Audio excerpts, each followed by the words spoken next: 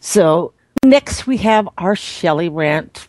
Shelli is an honorary Broadside broad, and we all just love her to death. And we hadn't heard a Shelli rant in a long time, so I thought this was a good opportunity to just to let her have her say. So this is what she has to say. Hi, everyone. First of all, I'd like to thank the amazing and awesome Broadside Broads for this opportunity to rant. Love you guys. My rant is kind of also a family conversation to anyone that's a non-leftist, like conservatives, Republicans, libertarians, anyone anti-Obama. It's hard to even go on social media lately because there's so many Eeyores, and what I mean is the hand-wringing. Look, Romney was not my first, second, or third choice, and lately it's difficult to hear him moving towards the middle and not standing up against Obama and calling him the douchebag that he is. But we still need to fight. We still need to wear a happy face. Where are the happy warriors? We have to act like winners because we are winning. And you know why we're winning? Here's why we're winning. Aren't mortgages still underwater? That's real life stuff. Aren't people still paying $4 for gas? That's real life. $6 for bacon in California? That's just a crime. How about all the people out of work? I mean, come on, people. Come on. Happy warriors. We are winning. How about the 2010 election? How about the Scott Walker and Wisconsin recall? Polls said, oh, it's so close, he might not make it. He made it in bounds.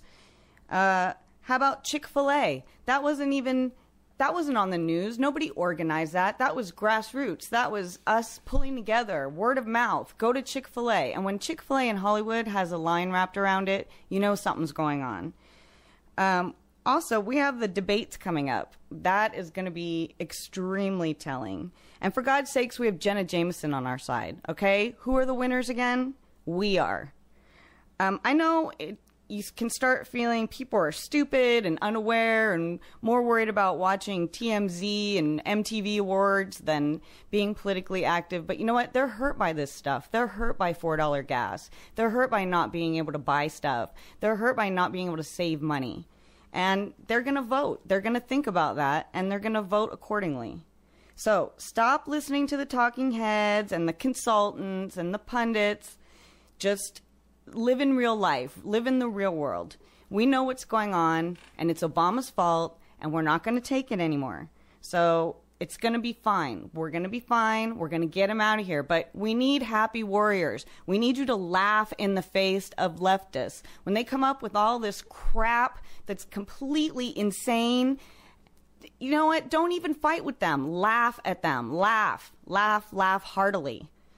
Okay, well, that's it. I hope to see you guys all bucking up on the social media, or I'm going to come kick all your asses. Again, Broadside Broads, mwah, I love you to death, and thanks for letting me rant. See you guys. What's your name? Oh, I'm Shelli Eaton. Bye. How could you not be a happy warrior with Shelli standing right next to you? She, I love what she's got to say, and it's so true, you know. And, you know, with everybody with the hand wringing because Obama's bumped up or Romney's bumped down or whatever it is, that's just political life. That'll happen. It just means if your guy is bumping down, you work harder to move him back up. That's all. You don't have to, you know, hand wring or woe is me and stuff like that. It's just, you know, take it to them. And especially if you laugh at them, they don't know how to handle it. I love you better be happy warrior or I'll kick your ass. Yes. I do think Shelley's probably expecting Mitt Romney to be a cage fighter where he's a lot more cagey than that, I think. Yeah. But and that I understand her disappointment from, if that's where it comes from, that she wants to see some throat punching and things like that. But at the same time, I think this campaign's being done well. I think they're going to do a very good job. I think that Romney has enough of us out there to continue to pull him in the direction we want him to go.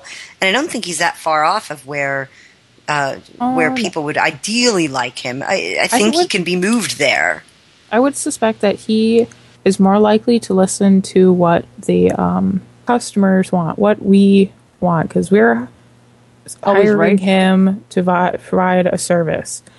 what we want out of him, I'm pretty sure he'll do the damnedest to provide it, because he knows that's the only way things will get done and things will get better. Because from a business, I understand people's apprehension for having someone who's been in business be president, but you can say the exact same thing about lawyers. You really can. Mm-hmm. And it's in an environment where everything has become more service driven. I think people need to remember that politicians are providing a service. Oh yeah, and two, politicians do have to remember who their bosses are. Exactly. And that's the taxpayers, the voters. Mm-hmm. You know, although I do understand the Eeyore-ness. I've seen a lot of people that are like all poo-poo. Like, dude, get over yourself. It is what it is. Just go vote and then get drunk afterwards, because clearly you're not going to be happy for 4 years, or you might never be happy. So just get over yourself. Well, and I think the latest round of Eeyoreism has been due to the fact that the polls are, trending a certain way, and it's, sort of the mainstream media sneering and saying, ha ha, Romney's not up where you want him to be. No bump for Romney. Yes, didn't this stuff happen with Reagan? I mean, obviously there wasn't social media then, but I think I remember something about that. Yep, we'll have to link to that as well. So history has a telling result. Perhaps new media wonks might want to give that a go before going nana boo boo. And I'll tell you this: I will panic at poll numbers when Titan tells me to panic, and not before. Mm-hmm. That's very true. And you never know what happens between now and election day. Events could turn and change the whole dynamics of everything, where one person will shine and the other one not. So, but until you start getting into where it's, you can see the trend is going down and it's not going back up, I can see you panicking and stuff like that. But then too, when the bump is going steadily up, well, then people tend to back off a bit, and it's okay, our guy's ahead, and then you get people not showing up at the polling booths. You need to be careful both ways. But and Shelli is right with regard to for social media. I think that's something that's definitely picking up. I like doing my Twitchy reads in the morning and find out what the latest lefty has made a fool out of themselves on.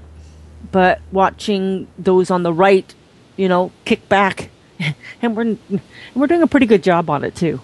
Well, and I think that a lot of it is probably due to people feeling helpless, the feeling that they're, the races are all decided in their areas and that they can't do anything. Well, for Pete's sake, I mean, look, NJ Libertarian just put out a great piece, OTNN Guide to Affecting Senate Races.